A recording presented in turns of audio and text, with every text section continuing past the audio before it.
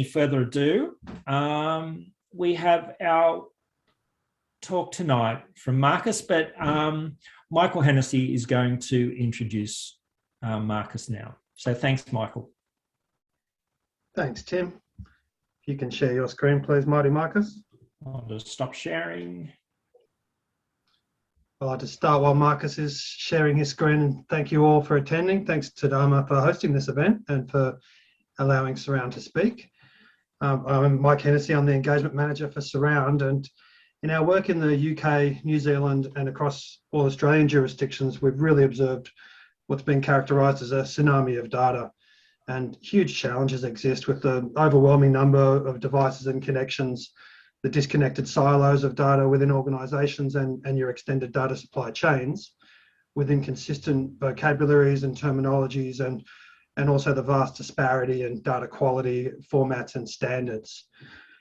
These challenges have certainly been amplified and well documented during the recent natural disasters and resulting Royal Commission, plus the onset and the response of the current pandemic.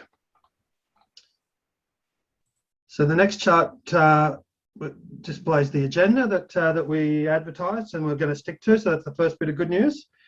This shows the topics and the running order, and I really am delighted to introduce Marcus Jowsey, Surround's co-founder and our Chief Technology Officer.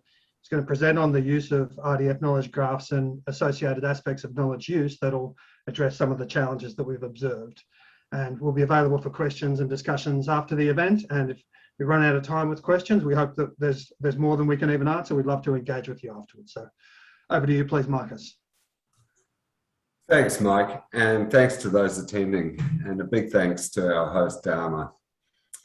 To provide some context for the presentation, here's some background as to how knowledge graphs became important to me. Back when I was at high school, I learned about the functions of life in biological terms and learned about Mrs. Gren, which is movement, respiration, sensitivity, growth, reproduction, excretion, and nutrition. From there, I learned to explore the complex adaptive systems as if they were discrete units that can be defined in their own right. This progressed to learning about systems, whereby the concept of a system was a way of classifying information within a domain that includes conceptual boundaries. In turn, we learned about these conceptual boundaries, and for the domain were in fact permeable, where information extended beyond the boundaries in the domain. As a keen diver and a spare fisherman, I spent time in the ocean, observing, among other things, interactions between marine plant and animal species. Then my learning about systems was further extended over nearly a decade working in the offshore oil industry as a commercial diver. During that time, I explored the boundaries between perception and reality, and between information and actual knowledge. From there, I segued into a new career in IT industry. And while settling to live on the far south coast of New South Wales, an ecosystem known to marine biologists as the Barren Coast. In between contracts as a software or information architect, I would spearfish on the Barren Coast. Over the past 40 years, I noticed in the shallows, the upper trophic levels, a noticeable change in the colour of sponges and growths on the rocky shore was occurring. This change in colour clearly indicated some sort of change in marine life at that particular trophic level. During that period, I also noticed the arrival of fish from the north of New South Wales on the Barren Coast. Something was changing. I undertook a review of marine surveys and studies performed by marine institutes and universities, which didn't provide answers or even documented evidence of this change, yet I kept observing the change. We now know that the change has been noted to occur not only on the south coast of New South Wales, but also right down the eastern Tasmanian coast, and is in fact the result of increasing ocean temperature. Northern species are displacing southern species in New South Wales. The giant kelp forests of eastern Tasmania have almost disappeared. Changes to complex dynamic systems, even small, subtle changes, are often not picked up in the data, at least not picked up in time to prevent the harm. Studies of the Barren Coast tended to ignore the upper tropic levels of the seashore, instead focusing on lower tropic levels. Observing change implies the observer is seeking awareness of change and has access to connected knowledge such that cause can be understood. As the number of marine studies grows and more information comes to hand, it is critical that the information is connected. Slowly, this is beginning to happen, and we are beginning to amass enough connected information to be more confident of the origin of change and in the predictions we make. When a species is displaced and has nowhere to run to, it becomes extinct. It is forever lost. What is the significance of that? Well, without knowledge of how the complex web of life interacts, we have no way of predicting the significance of this incremental change. We just live with the consequences to the extent that we do. As a part of this dynamic system ourselves, this lack of knowledge could be devastating and impact our very existence, yet we're mostly blind to the consequences till it's too late. So what has all this got to do with IT and knowledge graphs, you may well ask? It led me to closely observe how information is being managed in Australian government and across industry in general. And I noticed that by and large, information exists as islands of disconnected data. I noticed metadata that enabled the connecting across these islands is largely ignored and ungoverned, and that indeed metadata is a second-class citizen. I also noticed the efforts to connect data frequently resulted in large data warehouses where the context of information contained within was largely missing, and the effort required to ingest more data becomes increasingly expensive, increasingly time-consuming, and transformations become opaque and unfathomable over time. Data exchange interfaces provide definition for structure, minus the rich descriptions of association between things. Knowledge is rendered anemic as a result. People are making decisions based on information that is poorly understood or poorly described. Unexpected and detrimental outcomes occur, but people connecting the outcomes to policy are unable to throw the net wide, to connect the islands together and discovering missing attributes that could change the decisions and better connect decisions to real-world outcomes. I began a journey of looking for alternate ways to manage information, metadata, and knowledge, where context is retained and meaning enriched. I was seeking evidence that links real-world outcomes to causal attributes. I discovered the resource description framework and knowledge graphs, and today I'm keen to share my findings and experience. A knowledge graph represents a knowledge domain. It represents knowledge as a graph, a network of nodes and links, not tables of rows and columns. The knowledge graph represents facts, data, and models, metadata, in the same way it does facts. They are flexible and extensible. They include rich rules and inferencing capabilities. RDF knowledge graphs are based on open standards from top to bottom. They readily connect to knowledge in and across private and public clouds of information. Organisations face new challenges that require advanced data integration. Knowledge graphs enable semantic technologies to automate processes, including data structuring, text analysis, and data model merging. They integrate structured and unstructured data, plus facilitate data cleanup and enrichment based on reasoning. Let me talk for a moment, consider the challenges in gaining views across knowledge domains. In knowledge graph space, we talk a lot about knowledge domains. Information and knowledge tend to be grouped by industry, by resource type, by governance regimes, by individual enterprises, and by trading partnerships.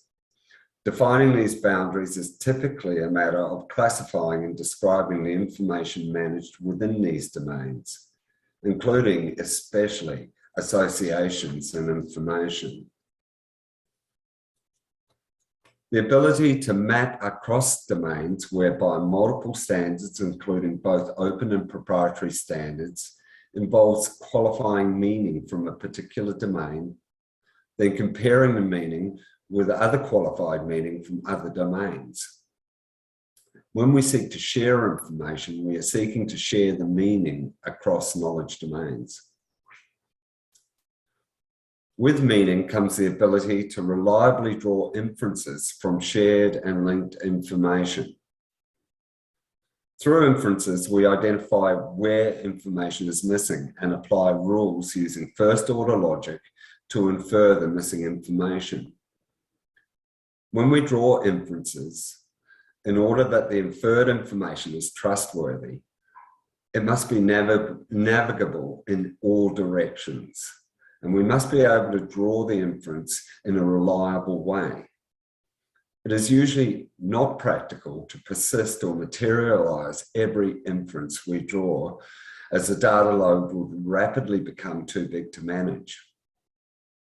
RDF-based open standards enable the ability to infer information in a way that is repeatable and navigable in all directions, even across inferences that are not saved or persisted. We can apply Markov chaining techniques in the RDF knowledge graph and navigate across chains of associations where some of the links are inferred, and navigate backwards through the decision process as well. Backward and forward chaining. When we draw inferences from a knowledge graph, entailment that binds the inferences within the boundaries of the knowledge graph is declared. When we combine knowledge graphs, entailment regimes themselves extend to enable views across knowledge domains, to enable even more inferences to be drawn. This is fundamental as to why we build knowledge graphs using open standards. Open standards enable us to join disconnected of islands information, to join across knowledge domains. Before we begin our deep dive into the knowledge graphs, I'd like to do a little myth busting. Not all knowledge graph technology is open. Graph does not equal open standards. So here are some words of warning. Some tool makers for analytics and big data have adopted proprietary graph technology within their applications and platforms. This in turn has added some highly useful data discovery, navigation, and data interoperability capability, and has raised the perception of property graph technology being a mature approach to knowledge graphs. Property graph vendors have even classified their offerings as knowledge graphs. However, they are not RDF knowledge graphs based on open standards, like the resource description framework. They do a job for a single domain. RDF knowledge graphs conform to the RDF specification at the World Wide Web Corporation, W3C, and is therefore an open standard that is not locked into any particular vendor implementation. Property graph technology is vendor-driven, and therefore no single governing open standard.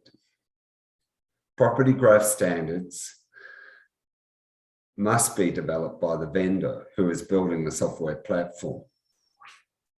Beware when evaluating products just by function. You might find it more expensive to extend or traverse the enterprise boundary with those products. Property graph technology treats relationships between things or nodes in a graph as arrays of name value pairs. RDF does not do this, but instead enables rules and data shapes, triples, to define the relationship of an association between the nodes of a graph.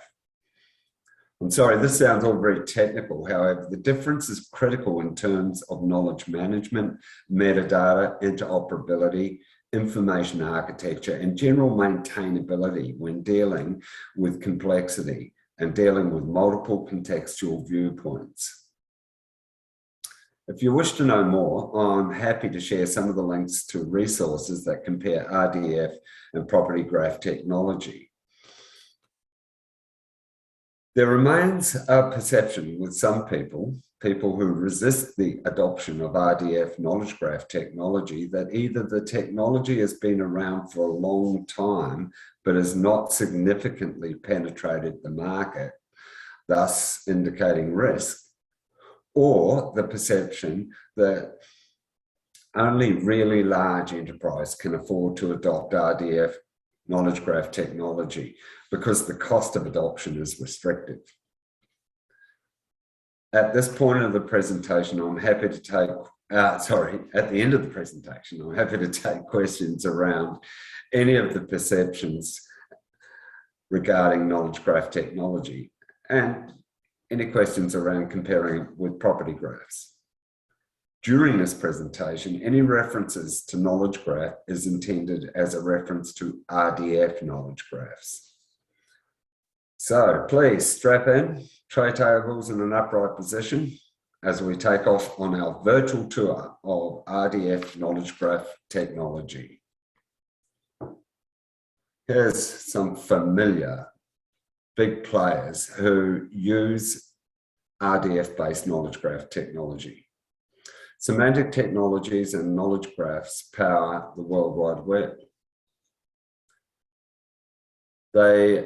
Today, there exist significant global implementations of knowledge graph technology, driving adoption across a diverse range of knowledge management challenges. Here's some local examples. RDF knowledge graph technology has been adopted in Australia today, and Gartner, IDC, Deloitte, and McKinsey say they will be mainstream and have adoption of 80% by 2025.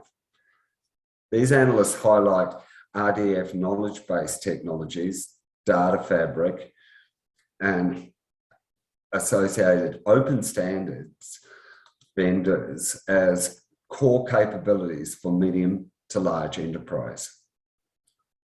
Standards organisations around the world are describing their standards using RDF ontologies, vocabularies, and reference set, thus rendering their standards both human and machine readable.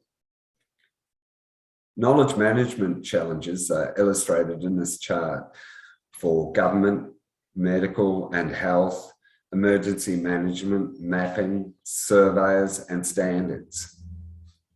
To bring it home, look at some of the work going on at Geoscience Australia, the Department of Agriculture, Water and Environment, at TERN, the Terrestrial Ecosystem Research Network, at CSIRO, to name but a few of the RDF-based semantic project owners in play today.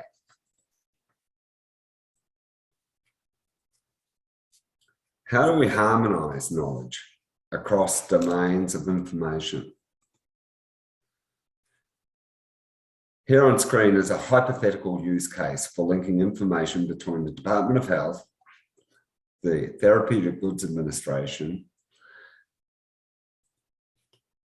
One would think that this is easy, however, it's not. Health encompasses a number of portfolios, and the TGA administers therapeutic goods across those portfolios, in addition to maintaining their own policies. information transaction and analysis is somewhat shared enterprise across these domains, yet information transformation serving integration is somewhat opaque due to the variation in jurisdictional policy, differences in meaning across domains, and variations in information management capabilities. Linking information via knowledge graph enables formal constraints for information to be declared, including differences in meaning and differences in association to be accurately captured. Where meaning varies across domains, the variance is captured. For instance, a concept in one domain may have broader or narrower meaning than the same concept in a connected domain, or may in fact be an exact match. This mapping across concepts is captured in ontology within the knowledge graph. I'll talk more to interoperability and extend this hypothesis a bit further on. But let's briefly take a deeper look at the capability first. Take a look at the government knowledge graph. Information interoperability that employs knowledge graph technology delivers views across knowledge domains. Surround's government knowledge graph is a great illustration of this. Connecting across the structure of government, across function of government, and ultimately across behaviour in government requires connected structure, function, capabilities, and execution of governance. For a given portfolio, we may ask a bunch of questions about the goals and outcomes enabled by the portfolio, by government itself. Questions typically include the Rudyard Kipling 6 wise questions: who, what, when, where, how, and why. Surround's government knowledge graph connects sets of information to enable data linked across government to help answer Kipling's questions, especially with regard to linking policy to real-world outcomes. The link on this slide will take you to the GovKG page at the Surround website, where you can explore the asset collections that make up the government knowledge graph, including the structured in metadata, the classification taxonomies, the linked sets, and the data sets. Government KG can also be used to find unasked or unanswered questions. Back to our used case. I talked about harmonisation and interoperability. Services Australia needs information from the Department of Health and the TGA, as we discussed earlier. And this integration requires mapping for the information to enable the sharing. Services Australia has identified the data they need and has in place an agreement with the Department of Health and the TGA to enable that sharing. However, the data mapping that will enable information sharing has not been linked and in the context of Services Australia functions.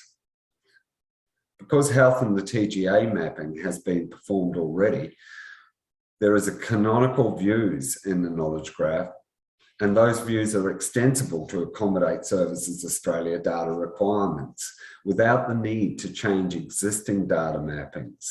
Just extend the existing data mappings to include the new enterprise.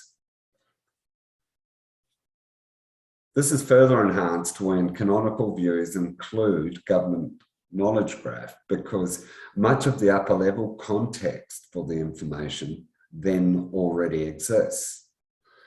That is particularly important for reporting, but also as a reference data in terms of whole of intergovernmental interoperability. Data fabric architecture. Intelligent data governance is enabled using a data fabric, one of Gartner's top data and analytics trends for 2021. So what is Data Fabric? It is an architectural approach to design, designed to help organisations to better deal with fast growing volumes of data, ever-changing application requirements, and distributed processing scenarios. The governance layer in this diagram, this architecture requires the establishment and broader use of data governance and standards. Standards and best practices must support layering of metadata to accommodate different contexts, stakeholders, and use cases.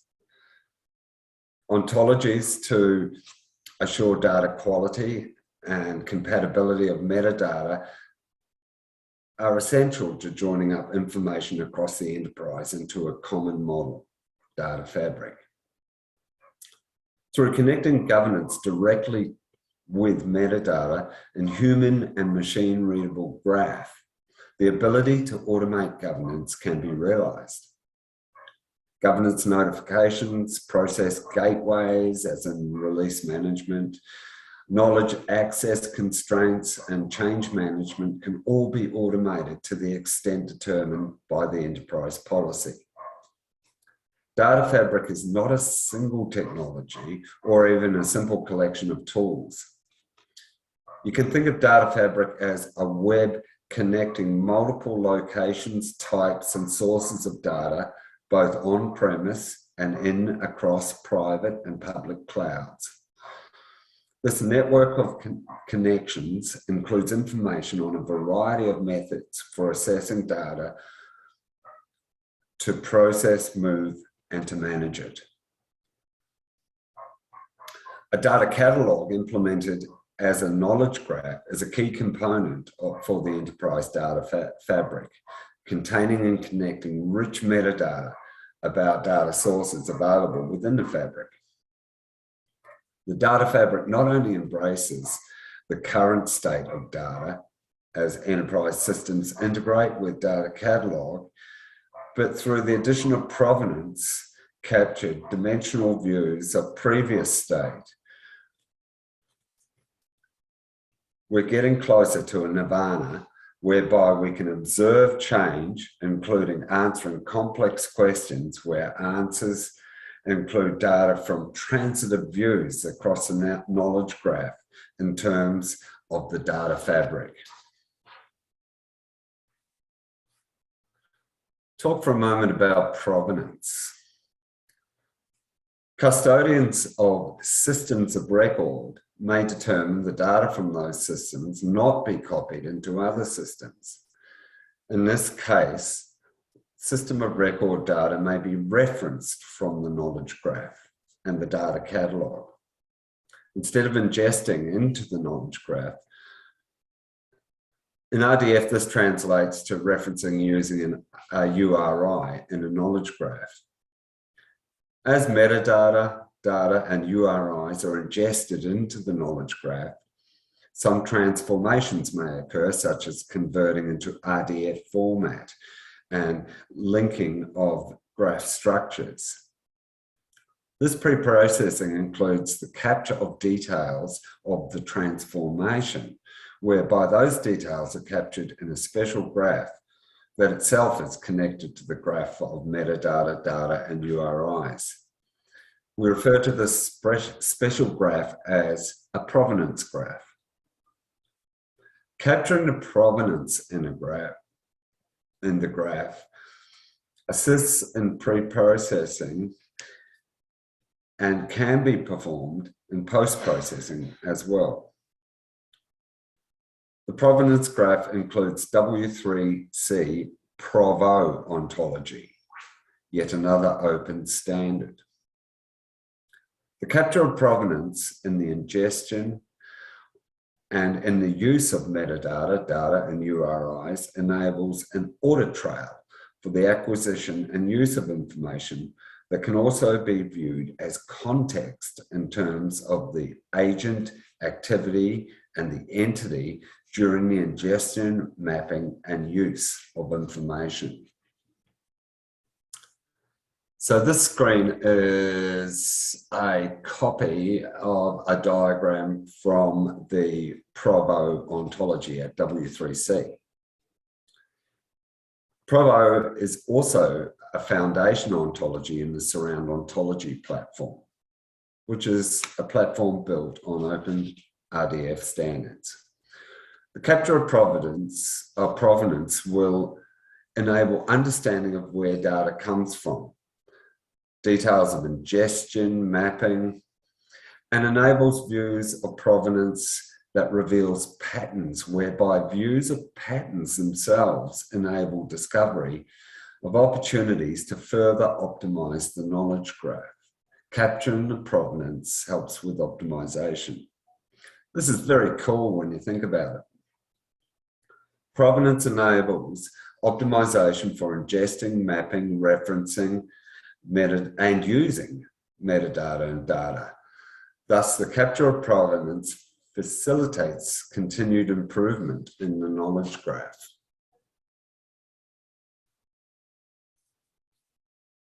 When we capture metadata and data in the knowledge graph, then pre-processing may include mining information from semi-structured or unstructured information sources.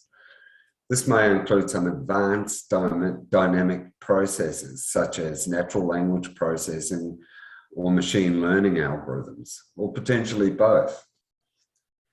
In order that we capture the provenance associated with these NLP and ML processes, we wrap these processes with software, and at Surround, we call the wrapper a prov workflow. Currently, we have prov workflow wrappers developed for the Python programming language. However, the wrapper can be implemented in a number of programming languages. It applies the Provo ontology. In this slide, the important aspect of the prov workflow is the ability to capture what has happened to the metadata or data during any pre-processing. We can extract declared provenance from any metadata or data that is processed by an external system prior to becoming available to the knowledge graph. For instance, sent to the semantic ontology platform via an API or service endpoint. Where mapping across existing metadata and data in the KG is performed using NLP or ML pre-processing, or any pre-processing, we frequently front-load the pre-processing metadata to enable tagging of data in the process. We refer to this as front-loading the semantics. Organizations face new challenges that require advanced data interaction, including NLP and ML, in the enterprise. Today we have considered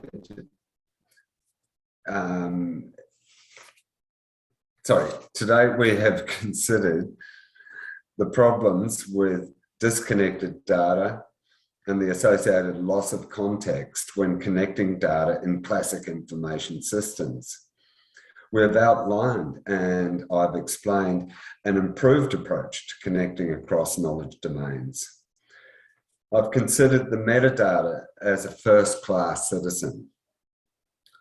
We see how human-machine readability enables automation for governance and enables automation in general. We have thought about capturing provenance of data to deliver evidence of knowledge graph and to enable knowledge graph optimization. There is much, much more that we did not show today, as RDF-based semantic technologies, knowledge graphs, deliver capability that are very broad indeed. My closing message is that intelligent data governance comes to life with a combination of open knowledge graph, linked data, harmonization, and provenance. We've today taken a rapid journey down the rabbit hole. We've walked through RDF knowledge graphs, knowledge domains, provenance capture, prob workflows, data fabrics, plus metadata and data governance. We are currently in the middle of a global data revolution that includes the promise of machine learning. Machine learning and so-called artificial intelligence promises to open up new opportunities for knowledge. But what questions are we asking about knowledge retention, about mapping across meaning, across knowledge domains? There are pressing matters of national security, pandemic, climate change, disaster response, and threatened biodiversity to consider. Society requires knowledge and desperately requires the ability to link policy to real-world outcomes. Decisions to drive future action needs to be informed, and the information feeding into decision processes needs to be understood and exhibit meaning in the context of the decisions being made. I invite you to further consider RDF knowledge graphs as the most mature way to manage knowledge, and I welcome your questions and feedback. So thanks for your time today, and thanks again to DAMA for the opportunity to address this audience. Thanks very much, Marcus. That was excellent.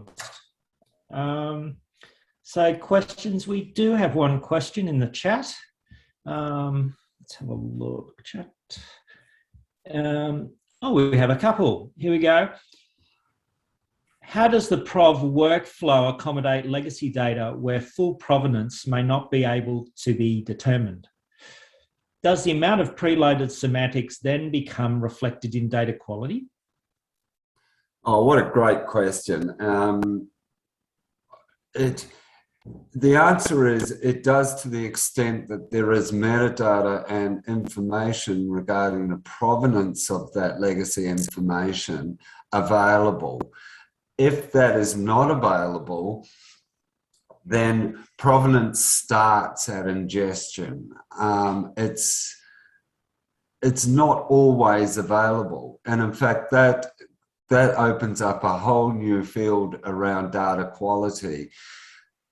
Does this data in the knowledge graph have a extensive provenance trail or not?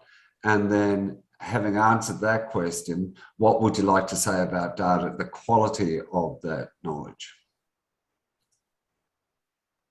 It's sort of a question wrapped up with an answer, I'm afraid.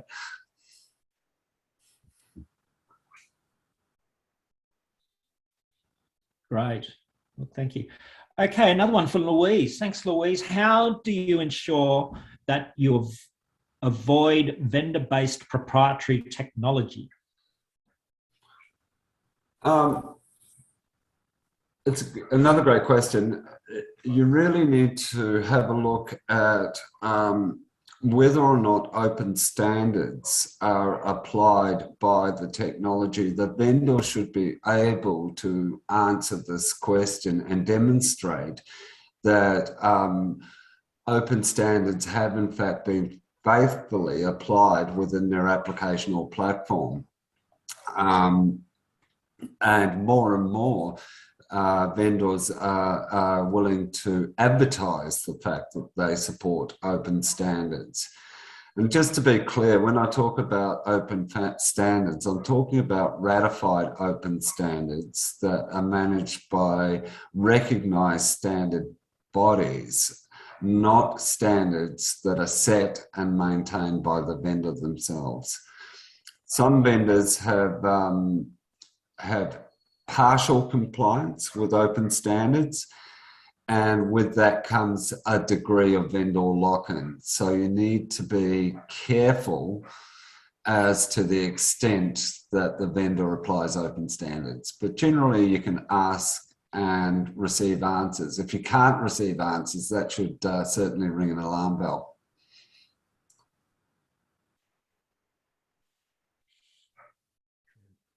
True. Thanks for that. Kevin, look, thanks for your question too. You started your talk with the story about changing biodiversity on the southern New South Wales coast. Can you link your knowledge graph thinking back to the beginning of your talk?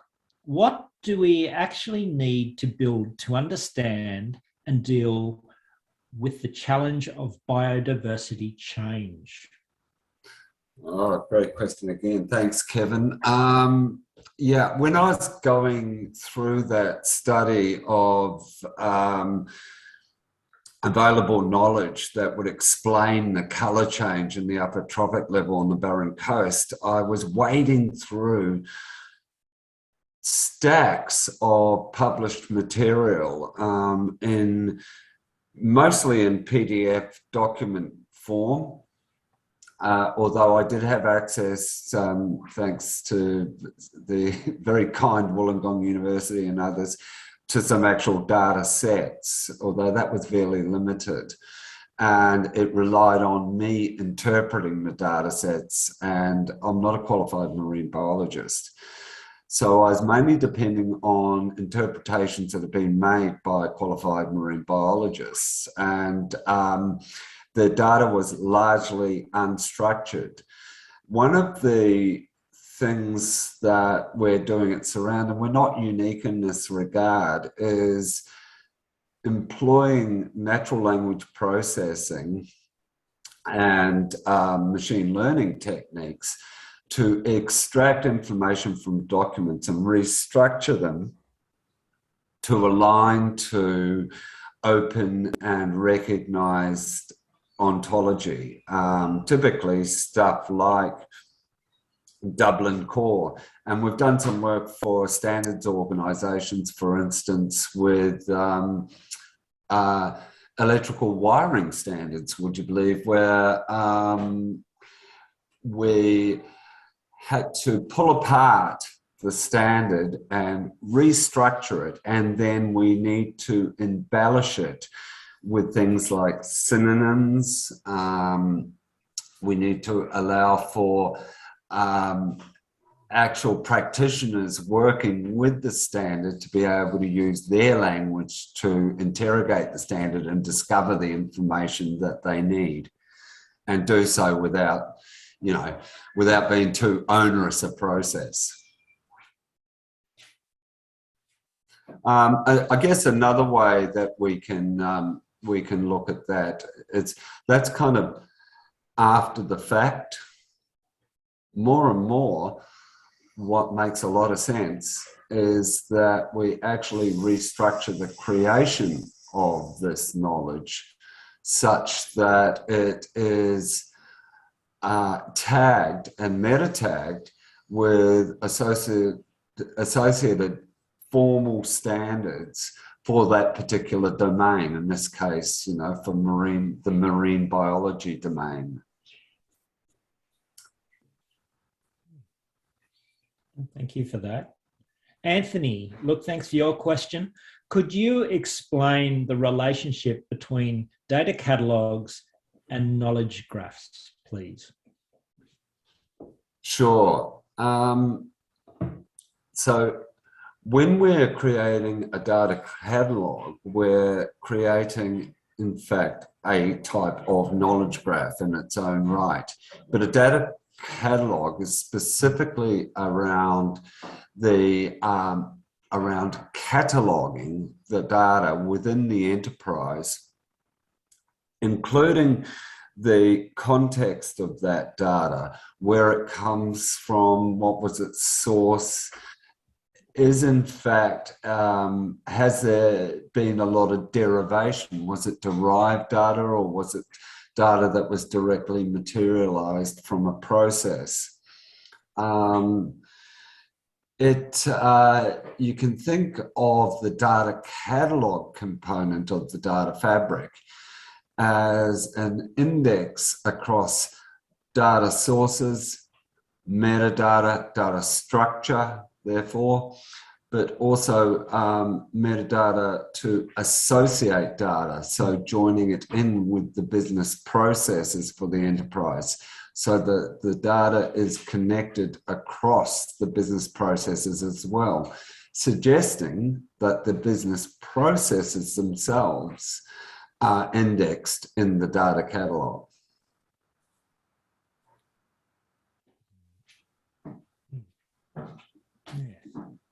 Thank you for that.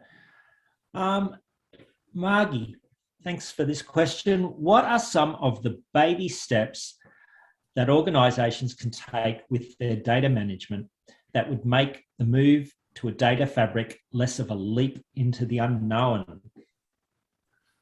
Oh, what a really good question. Thank you, Margie. I think that the initial creation of a data catalog without all of the components of the data fabric is a great starting point, because that sets out our foundation. And initially, that may be limited to metadata management. It may then progress on to connecting the metadata with actual data sources, and that the capability that then enables is the ability to do federated-like queries across the data sources. And I mean federated-like because typically with a federated query, you send off a query, the result set then feeds the next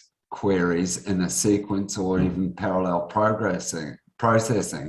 With federated type queries using the data catalog, the queries are run in parallel. And that can actually be highly effective and useful for business operations, depending on the systems that depend on the data. But a good baby step, good first steps, is to, within the enterprise, elevate the citizenship of metadata up to first-class citizenship. It's just as important as the data that it supports. And then use that elevated sort of appreciation of metadata to drive the catalog. Extend the catalog out to include indexing of business processes and linking those business processes to the metadata in the organization. And now, as a second step, as you do that, you're starting to bridge the gap within the enterprise between the business and technology.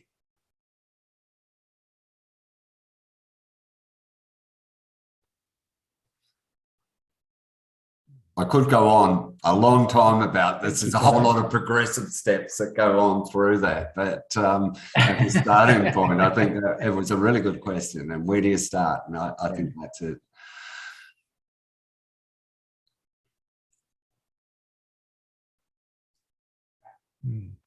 Good. Look, thank you. Look, another question from Simon. Is governance different when using knowledge graphs? Yeah, it in fact can be. It can be because the information is both human and machine readable. There entails an opportunity here to automate some of the governance processes within the organisation. For instance, we may have a governance over metadata, for instance, and we would like to go through a managed release process for new metadata, say new systems or perhaps another line of business coming into the enterprise, that we can then automate the notification of governance. Say we can issue governance notifications automatically to data custodians, to subject matter experts where we require approval or input for that data. We can automate access to the data and metadata based on governance roles. that themselves are defined in an ontology and reflect the governance required under enterprise policy and sometimes under legislation. Through linking the actual governance using RDF knowledge graph technology itself, through using ontology and ontological frameworks, preferably using open standard frameworks in RDF, we can then have very flexible and extensible governance regimes from the very simple to the very complex across our business processes, across our metadata, but also across our information processing, our actual data.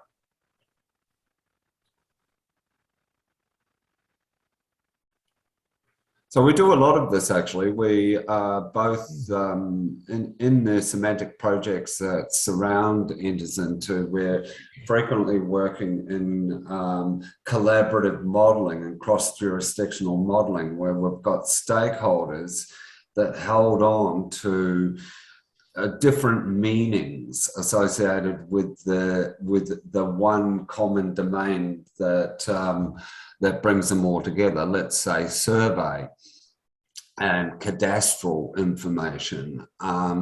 We are able to let people participate in a governed way and contribute to model creation, therefore actually enabling the model to be more useful and increasing the chance of the model actually being used and actually being employed by software vendors who want to deliver capability to the survey and cadastral industries.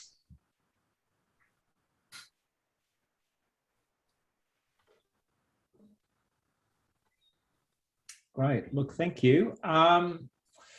Okay, Sarah, look, thanks for your question too. An observation. Process and data are two sides of the same coin. Of course, process metadata must be part of the enterprise catalog.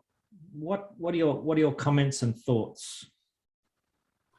I completely agree. And in fact, we've got the way that we work with enterprise catalogs involves asset collections. So we've got an enterprise asset collection that, for instance, encodes capability, and under capability business activities, and under business activities stakeholders and organisation structure associated with the business activities and the capabilities. And that asset collection is a part of a graph, and it links to the technical asset collection. So we've gone from enterprise assets to technical assets. So the technical assets encode a lot of the machinery to drive process. And mainly talking here about IT technology, but that links also through to data catalogs, which just encode the data in systems, but not only data as in data elements, data sets, data packages that move between systems that undergo state change as they go through process. And because we link all of that, we're able therefore to visualize it as well. And I didn't go into that at all today, but we do actually have quite a rich library of visualizations that connect from business capability right down to data elements and can be traversed in both directions. So yes, you're quite right. They're two sides of one coin, and we look at the enterprise data catalog in its most complete form, taking into account count machine-driven processes and human processes as well, and connecting that through to the information that we catalog in the graph.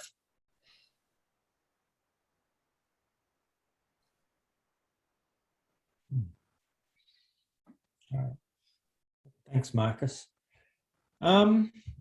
Look, thank you very much for your questions too. They were excellent, really very interesting, and kind of exploring different angles as well. It's lovely to see, and it's great to see an organisation at the cutting edge, Australian organisation at the cutting edge, really, of knowledge management and knowledge graph and this data sort of research pushing the boundaries. So I thank you very much, Marcus and Mike as well, for your time tonight and your candidness. So that's great. Thank you very much, people. Thank you very much for coming. Hope you've found it stimulating, interesting, some stuff to apply as well. Go well, keep safe, and we'll see you next time. Bye now. Thanks, Jim. Thanks, everyone. Thank you very much.